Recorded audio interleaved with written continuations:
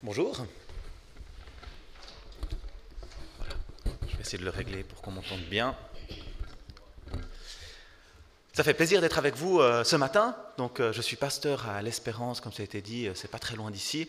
Et en fait, ce matin, avec les autres pasteurs et églises de la Fraie, on a organisé des petits échanges. Donc, Jean-René Moret à l'Espérance, mais il y a aussi l'église de la Pellisserie avec Serge Carrel et l'église de Mérin avec Philippe Ponchot qui font aussi un échange de chair ce matin.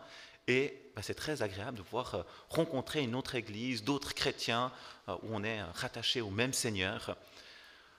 Je me suis dit que j'allais donner quelques nouvelles de l'église pour commencer. On est une petite église, on est entre 30 et 60 au culte, donc j'imagine qu'on connaît un peu les mêmes défis que vous avez dans votre église. Et on s'est beaucoup posé la question de comment on allait annoncer l'évangile autour de nous. On a parlé de l'évangélisation par l'amitié cette année, on va retrouver ce thème ce matin. Et depuis une année, on a la joie de voir quelques nouvelles personnes du quartier qui sont là. Souvent, c'est des chrétiens qui cherchaient une église, qui sont arrivés. Mais c'est assez agréable parce que ça donne du dynamisme, du renouveau à l'église. Et ça, c'est vraiment encourageant. En tout cas, on se recommande à vos prières parce qu'on a vraiment besoin de voir l'église avancer, grandir, pour les mêmes raisons, j'imagine, que vous ici. Pour ceux qui ne me connaissent pas encore, je suis papa de 4 enfants qui ne sont pas là ce matin, 10 ans, 9 ans, 7 ans, 3 ans. Donc on a aussi des défis familiaux et c'est chouette d'être dans une église où il y a d'autres familles parce que nous, en tant qu'adultes, on a besoin d'avoir aussi des personnes de notre âge un petit peu avec qui partager nos défis dans la foi et nos enfants aussi. Et ça, c'est vrai que c'est vraiment agréable d'avoir une communauté où on peut avoir une vision commune de la foi. Donc ce matin, je vous propose de parler de nos relations avec les autres et pourquoi des fois, en tant que chrétien, c'est pas simple de trouver notre place dans une société qui est différente. Il y a dans nos relations, comme dans toute relation, il y a des défis qui sont là, qui sont inhérents à toute relation humaine. Mais en tant que chrétien, on a une difficulté supplémentaire dans nos relations. Et dans cette prédication, je vous propose de parler de cette difficulté, puis de l'impact que ça a sur nos relations, et finalement de quelles sont les réactions que nous pouvons avoir pour faire face à cette difficulté. Et cette difficulté, c'est la sanctification. Alors, pour aborder cette question-là, je vous propose de lire en Jean 17, les versets 6 à 20. C'est en fait une partie de la prière que Jésus a adressée avant d'aller mourir sur la croix. Et quand il est mort sur la croix, il a fait bien plus que passer devant un tribunal humain. Il a subi la colère de Dieu à notre place pour que nous soyons justifiés et sanctifiés. Alors je lis en Jean 17, versets 6 à 20. Je t'ai fait connaître aux hommes que tu m'as donnés au milieu du monde. Ils étaient à toi, et tu me les as donnés, et ils ont gardé ta parole. Maintenant, ils savent que tout ce que tu m'as donné vient de toi. En effet, je leur ai donné les paroles que tu m'as données, et ils les ont acceptées, et ils ont vraiment reconnu que je suis sorti de toi, et ils ont cru que tu m'as envoyé. C'est pour eux que je prie. Je ne prie pas pour le monde, mais pour ceux que tu m'as donnés, parce qu'ils sont à toi. Tout ce qui est à moi est à toi, et ce qui est à toi est à moi, et ma gloire est manifestée en eux. Désormais, je ne suis plus dans le monde, mais eux, ils sont dans le monde, tandis que je vais vers toi. Père Saint, garde-les en ton nom, ce nom que tu m'as donné, afin qu'ils soient un comme nous. Lorsque j'étais avec eux dans le monde, je les gardais en ton nom. J'ai protégé ce que tu m'as donné, et aucun d'eux ne s'est perdu, à part le fils de la perdition, afin que l'écriture soit accomplie. Maintenant, je vais vers toi, et je dis ces paroles dans le monde, afin qu'ils aient en eux ma joie, une joie complète. Je leur ai donné ta parole, et le monde les a détestés, parce qu'ils ne sont pas du monde, tout comme moi, je ne suis pas du monde. Je ne te demande pas de les retirer du monde, mais de les préserver du mal. Ils ne sont pas du monde, tout comme moi, je ne suis pas du monde. Consacre-les par ta vérité. Ta parole est la vérité. Tout comme tu m'as envoyé dans le monde, je les ai moi aussi envoyés dans le monde. Et je me consacre moi-même pour eux, afin qu'eux aussi soient consacrés par la vérité. Je ne prie pas pour eux seulement, mais encore pour ceux qui croiront en moi à travers leurs paroles.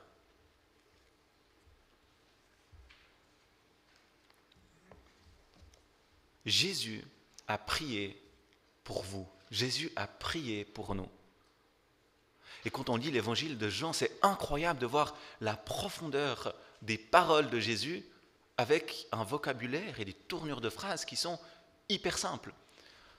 Alors ce matin, on va rester vraiment à la surface du texte, parce que sinon on pourrait en parler encore pendant des décennies certainement. Je ne sais pas si vous avez remarqué, mais dans ce texte, le mot « monde » revient une multitude de fois, 14 fois sur 17 phrases. C'est fait quand même pas mal. Le monde, c'est la réalité que nous connaissons naturellement. C'est là où nous sommes nés et avons grandi. Mais dans les propos de Jésus, cela va plus loin. Le monde, c'est ce qui est séparé de Dieu et voué à la destruction. D'un côté se trouve le monde et tout ce qu'il contient, et de l'autre côté, il y a Dieu et tout ce qui vient à lui. C'est une conception du monde binaire. C'est quelque chose qu'on n'aime pas trop aujourd'hui, qui a des fois du mal à passer. C'est pas personnel, c'est pas individualisé. Il y a Dieu et il y a le monde. Il y a la lumière, il y a les ténèbres. Il y a le bien, il y a le mal. Il y a la vie, il y a la mort. Il y a ce qui est voué à la destruction et ce qui appartient à Dieu. On aimerait bien que ce soit différent, que ce soit plus personnel, moins figé, adaptable à la réalité de chacun. Mais la Bible nous place dans cette réalité, qu'on l'accepte ou pas. Heureusement, Jésus vient briser ce schéma, parce que Dieu l'a envoyé pour briser ce schéma. Lui qui appartient au bon côté, à la lumière, à celui qui vient de Dieu, à ce qui est parfait, ce qui est bon, ce qui est saint, eh bien, il a accepté de quitter son éternité pour entrer dans le monde, pour entrer dans la noirceur. Il a accepté d'aller même jusqu'à être identifié au péché lui-même, à ce qu'il y a de plus mauvais, pour venir apporter la lumière de Dieu, pour terrasser les ténèbres et le mal, pour vaincre Satan. Et puis, ensuite, il est retourné dans ce royaume de lumière. Il est retourné auprès du Père et, en faisant ce chemin, il a ouvert une porte. Il est devenu la porte, celui qui permet de venir au Père. À tous ceux qui acceptent sa parole, il leur propose de les arracher au monde de ténèbres et de les placer dans son royaume. C'est là qu'une dimension personnelle est présente. Jésus vient nous chercher malgré notre chemin, malgré nos histoires de vie parfois compliquées. Il nous guide avec notre personnalité qu'il a lui-même créée. Il nous connaît parfaitement, individuellement, chacun de nous. Et ce qui est absolument extraordinaire, c'est qu'il vient nous chercher, nous, qu'il vient te chercher, toi, qu'il vient me chercher, moi, personnellement, sans changer ce schéma général avec le bien d'un côté et le mal de l'autre. Dieu vient à nous d'une façon subtile et non pas simpliste. Jusqu'à présent, Christ seul a fait le voyage. Et quand il est venu et que nous avons accepté sa parole, nous avons reçu la citoyenneté céleste.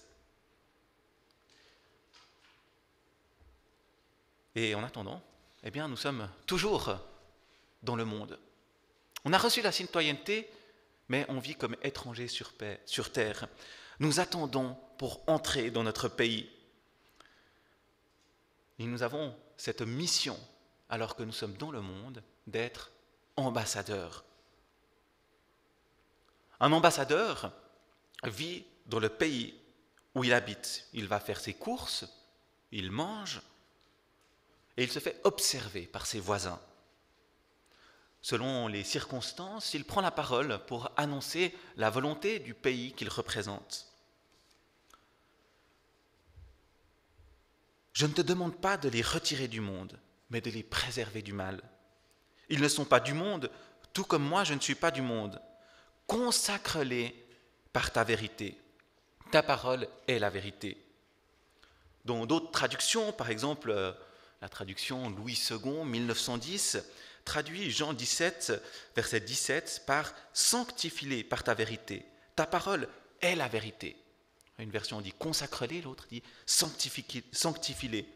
Dans le grec, c'est bien le verbe « agiasio » qui est utilisé, qui signifie « sanctifier » ou « consacrer ». Et d'ailleurs, le grec ne va pas utiliser un impératif présent, comme si c'était une réalité qui a lieu maintenant. C'est un temps qu'on n'a pas en français, qui est l'aoriste, quelque chose qui se passe dans le passé, une action ponctuelle dans le passé. Ça veut dire qu'au moment où on reçoit la parole de Dieu, nous sommes sanctifiés. Incroyable, n'est-ce pas? Et cette sanctification qui est vraiment un cadeau juste inimaginable que Dieu nous donne, eh bien, rend aussi nos relations plus difficiles. Et sans doute, une des difficultés que nous éprouvons de témoigner de notre foi dans notre entourage vient de cette sanctification. Alors, avant d'aller plus loin, je vous propose qu'on s'arrête sur ce que ça veut dire être sanctifié. Parce que si maintenant je vous dis « vous êtes des saints », eh bien, vous allez certainement réagir de différentes façons. Si vous avez un arrière-plan catholique, vous allez dire « mais qu'est-ce qu'il raconte là? Je n'ai pas accompli tous les miracles, ni vécu la vie nécessaire pour être béatifié. Je ne suis pas un saint. » Et peut-être dans une conception plus populaire, vous allez penser « mais si le pasteur savait ce qui se passait quand je quitte cette église, il n'aurait jamais dit ça. » Alors, je vous propose de regarder ce que c'est la sanctification. Il y a 3 facettes à la sanctification. Premièrement, la sanctification, c'est être mis à part pour Dieu. Nous n'appartenons plus au monde. Deuxièmement, être sanctifié, c'est être consacré à Dieu. Nous faisons de Dieu notre priorité. Troisièmement, troisième facette de la sanctification, c'est être conforme à Dieu. Nous nous abstenons du mal pour vivre selon la volonté de Dieu. En Deutéronome, chapitre 7, verset 6, il est écrit « Tu es un peuple saint pour l'Éternel, ton Dieu. L'Éternel, ton Dieu, t'a choisi pour que tu sois un peuple qui lui appartienne parmi les peuples qui sont à la surface de la terre. » Il y a un peuple qui est arraché, qui est mis à part pour Dieu. Il est sanctifié. Un autre endroit où on voit bien ces différentes facettes de la sanctification, c'est en Hébreux 10, verset 10. La sanctification est rendue possible par l'œuvre de Christ. Et je vais lire dans 3 versions différentes. Je vais commencer par la seconde 21. Voilà, c'est celle-ci. C'est en vertu de cette volonté que nous sommes sanctifiés par l'offrande du corps de Jésus-Christ, une fois pour toutes. Jésus-Christ nous sanctifie. Dans une autre traduction, la Parole de vie, qui est une traduction qui est, on va dire, plus dynamique, qui essaie de rendre le texte plus accessible aujourd'hui, ils ont traduit ainsi. Jésus-Christ a fait ce que Dieu voulait. Il a offert son corps une fois pour toutes, et nous sommes alors libérés du péché. Une autre facette de la sanctification, eh bien, c'est de faire la volonté de Dieu en s'abstenant du mal. Nous sommes libérés du péché. Autre traduction, la Nouvelle Bible Second, c'est en vertu de cette volonté que nous sommes consacrés. On fait plus qu'on a envie, on se consacre à Dieu, on essaie de devenir conforme à Dieu. C'est en vertu de cette volonté que nous sommes consacrés par l'offrande du corps de Jésus-Christ, une fois pour toutes. Donc quand il y a quelques instants, je disais, mais vous êtes saints, en fait, ce n'est pas moi qui le dis, c'est Dieu qui le déclare. Et ce n'est pas une plaisanterie. Vous êtes saints. Et Dieu, il sait très bien ce qui se passe quand vous sortez de cette église. Et pourquoi il dit cela? Parce que Jésus est mort pour toutes les fautes que nous avons commises. Jésus est venu nous arracher de ce monde de ténèbres, du péché, du mal, de tout ce qui s'y rapporte, pour faire de nous des citoyens de la lumière. La sanctification n'est pas une option, c'est une réalité en Christ, pour tous ceux qui acceptent son sacrifice. Alors avant de parler de l'impact que ça va avoir sur nos relations, avec les non-chrétiens particulièrement, j'ouvre juste une petite parenthèse. Ici, dans les 2 textes que j'ai lus, la sanctification est quelque chose de passé, d'accompli totalement dans l'œuvre du Christ. Il y a tout plein d'autres textes dans la Bible qui invitent les croyants à progresser dans leur sanctification, à en faire quelque chose qui va grandir en eux, devenir toujours plus saint. On pourrait dire que la sanctification pourrait être accomplie sur la croix, c'est la sanctification accomplie sur la croix et la sanctification progressive. Aujourd'hui, on s'attarde surtout sur la sanctification accomplie. Voilà, je vous laisserai discuter avec Jean-René Moret sur toute la sanctification progressive. Il y aura plein de choses à dire. La sanctification a un impact sur nos amitiés. Lorsque nous appartenons à Christ, nous sommes arrachés d'un monde de ténèbres pour appartenir à son royaume. De la sorte, nous sommes dans le monde sans être du monde. Peut-être que vous êtes déjà allé dans un autre pays où votre couleur de peau était différente des gens locaux. Tout de suite, on vous a catalogué dans la catégorie étranger. Votre habillement, votre accent, vos coutumes étaient différents. Tout indiquait que vous n'étiez pas natif du pays. Et inévitablement, cela impactait vos relations. Impossible d'être sur pied d'égalité avec les natifs. Tantôt, c'était un avantage, tantôt, vous étiez largement exclus. Il y a de cela, lorsque nous sommes chrétiens. Nous n'appartenons pas au même monde que nos contemporains. Non en raison d'une supériorité morale ou spirituelle. Notre sanctification dépend entièrement de Christ. Et c'est très bien, comme ça, nous n'avons aucune raison de nous vanter ou de nous glorifier nous-mêmes.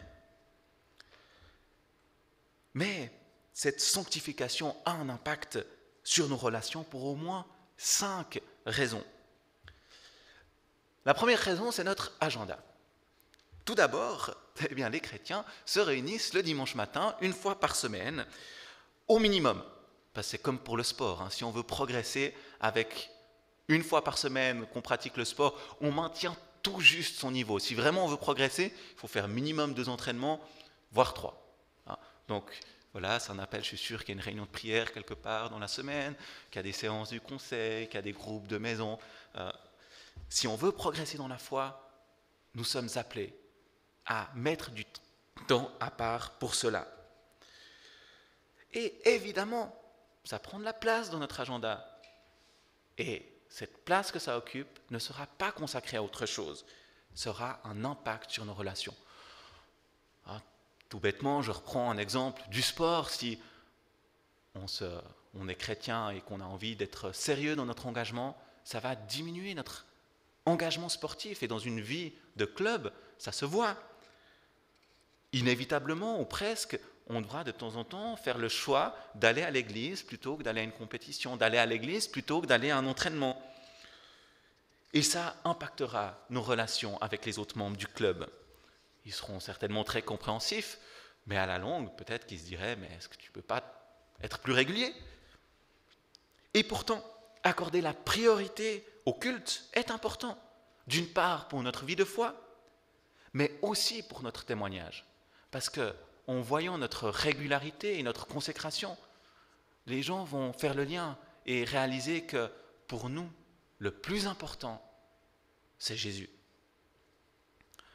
Deuxièmement, deuxième impact que la sanctification aura, c'est les valeurs morales. Jean 17, verset 15, « Je ne te demande pas de les retirer du monde, mais de les préserver du mal. » Lorsque nous sommes chrétiens, nous n'avons plus les mêmes conversations. Imaginez, dans vos différents cercles sociaux, avec des non-chrétiens, et même peut-être avec des chrétiens, vous enlevez tout ce qui se passe, toutes les conversations qui concernent ce qui est en dessous de la ceinture, tous les ragots de couloir, tout ce qui concerne la cupidité et la convoitise. Qu'est-ce qu'il reste ? Difficile, des fois, d'avoir des discussions constructives. Un jour, pendant un cours de répétition à l'armée, mon lieutenant est venu me parler. En Suisse, on est obligé de faire l'armée. Alors, pour ceux qui n'ont pas fait l'armée, je vous rassure, c'est pas comme dans les films, l'armée. Surtout quand, comme moi, on est chauffeur et qu'on n'a pas d'armes. Mais une chose qui se passe à l'armée, c'est qu'on passe tout son temps avec les camarades, de 5h du matin à 10h le soir, quand on est chauffeur, sinon c'est jusqu'à minuit, 1h du matin. Mon lieutenant vient vers moi et m'explique qu'elle avait pensé à me faire appointer. C'est une sorte de petit grade honorifique, mais qu'elle avait finalement changé d'avis parce qu'elle avait appris que je cassais l'ambiance dans la section. Alors ça m'a fait sourire. Bon, déjà, d'une part, je n'avais rien à faire d'être appointé, et d'autre part, j'ai tout de suite compris ce que signifiait casser l'ambiance. Mais bien sûr, je ne regarderais pas les mêmes vidéos sur les portables que mes camarades, et je n'avais pas les propos qui allaient avec. Et quand je cassais l'ambiance, quand je plombais l'ambiance, c'est parce que j'avais simplement pas envie de me mêler à ça. Et dans notre société, nos valeurs morales vont impacter nos relations, parce que des fois, ça va trancher, ça va être radicalement différent. Mais pour ces mêmes raisons, il ne faut pas avoir peur, parce qu'on va aussi gagner en crédibilité aux yeux des non-chrétiens, parce qu'ils vont bien voir en nous des hommes et des femmes qui avons des valeurs qui sont bonnes et justes. Troisième obstacle, donc nous avons dit, l'agenda, les valeurs morales. Troisième obstacle, c'est nos centres d'intérêt, au-delà de ce qui est bien et de ce qui est mal. Parce que, bien sûr que nos centres d'intérêt vont évoluer. Vous imaginez, lorsqu'on lit la Bible chaque jour, quand on imprègne, le matin, le soir, notre façon de penser commence à changer. Nous sommes transformés par la parole, par Dieu. Et tout comme nos priorités ne sont pas les mêmes que celles de nos amis non chrétiens, nos centres d'intérêt vont changer et les discussions ne seront pas toujours intuitives. Mais faisons de cela une force. Quand nos amis auront besoin d'avoir une discussion profonde, intéressante sur des valeurs qui sont éternelles, ils sauront vers qui se tourner. Quatrième difficulté que la sanctification pose dans nos relations avec les non-chrétiens, c'est les présupposés que les gens ont sur les chrétiens. Et ça, on ne peut rien y faire. Si la personne qui est en face de vous catalogue les chrétiens du côté des ringards et de ceux qui ont toujours tort, si elle n'a pas envie de surmonter ces présupposés, c'est pas de chance. On peut faire tout ce qu'on veut, ça ne va pas marcher. Alors, essayons de ne pas confirmer certains présupposés négatifs. Et, de nouveau, regardons le verre d'eau à moitié plein. Il y a des présupposés sur les chrétiens qui sont juste extraordinaires et qui sont très positifs et dont on bénéficie aussi quand on rencontre quelqu'un. Cinquième difficulté, et certainement pas la dernière, c'est le combat spirituel. Et oui, quand on appartient à un autre monde, il y a une réalité spirituelle qui est différente. Nous n'appartenons plus au monde, mais à Christ. Nous sommes de la lumière et non des ténèbres. Et même si souvent, je crois que l'attitude des non-chrétiens dans notre société, c'est de dire qu'ils sont indifférents aux chrétiens, cette différence ne peut pas être gommée. Lorsque j'étais jeune, on organisait chaque année un camp de ski. Et j'avais invité 2 copains qui se connaissaient très bien. Et alors que l'un faisait des pas de géant avec Dieu pendant ce camp, l'autre était très mal à l'aise. Et il y avait un malaise qui était tel qu'il n'arrivait même plus à causer avec son copain. Il n'avait plus envie de passer du temps avec lui. Et je ne crois pas que c'était parce qu'il méprisait ce que son ami vivait, mais c'est parce qu'il y avait quelque chose d'intuitif qui était répulsif face à ce que son ami vivait avec Dieu. C'est un peu comme s'il voyait son ami être arraché au monde auquel il appartenait. Jean 17, verset 14, « Je leur ai donné ta parole, et le monde les a détestés parce qu'ils ne sont pas du monde. Tout comme moi, je ne suis pas du monde. » Et en fait, je ne serais pas très surpris que de cette réalité spirituelle découlent toutes les autres difficultés. De nouveau, ça peut être une opportunité, parce que quelqu'un qui est en recherche va essayer de s'approcher d'un chrétien pour lui poser des questions. Mais pourquoi les disciples sont-ils détestés? En raison de leur agenda, de leurs principes, de ce qu'ils disent ou ne disent pas? Mais non, simplement parce qu'ils ne sont pas du monde. Appartenir à Christ, être sanctifié par sa parole a un impact réel sur nos relations avec les non-chrétiens. Alors face à ce constat, que pouvons-nous faire?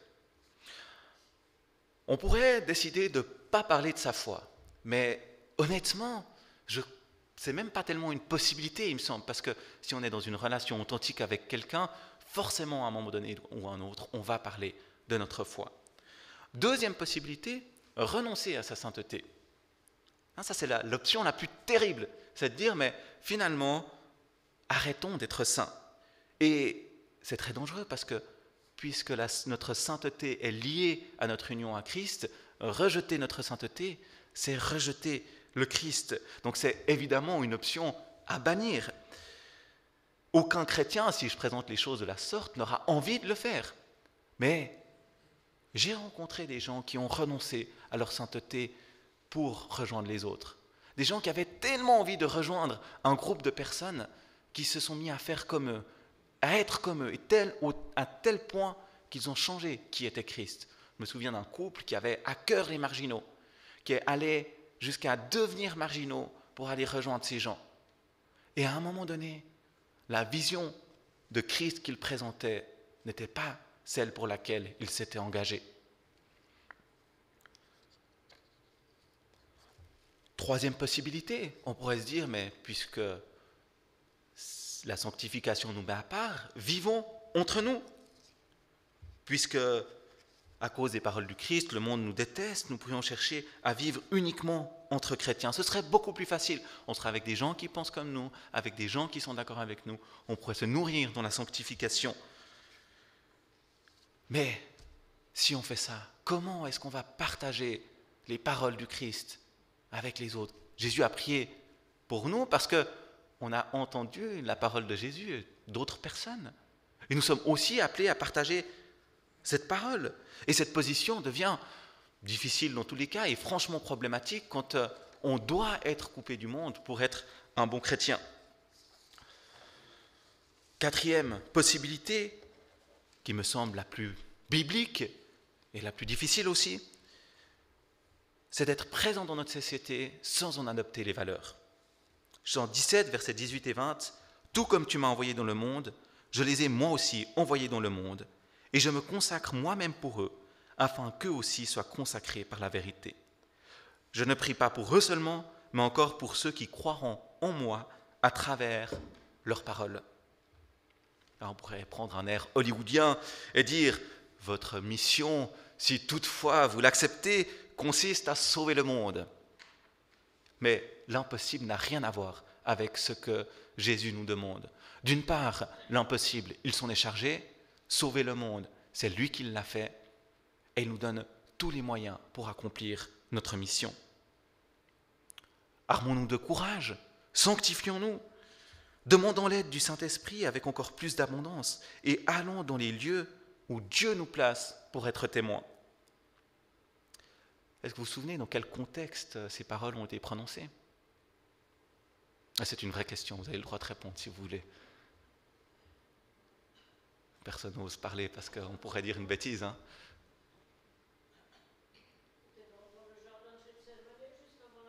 Exactement. Et que faisait Jésus?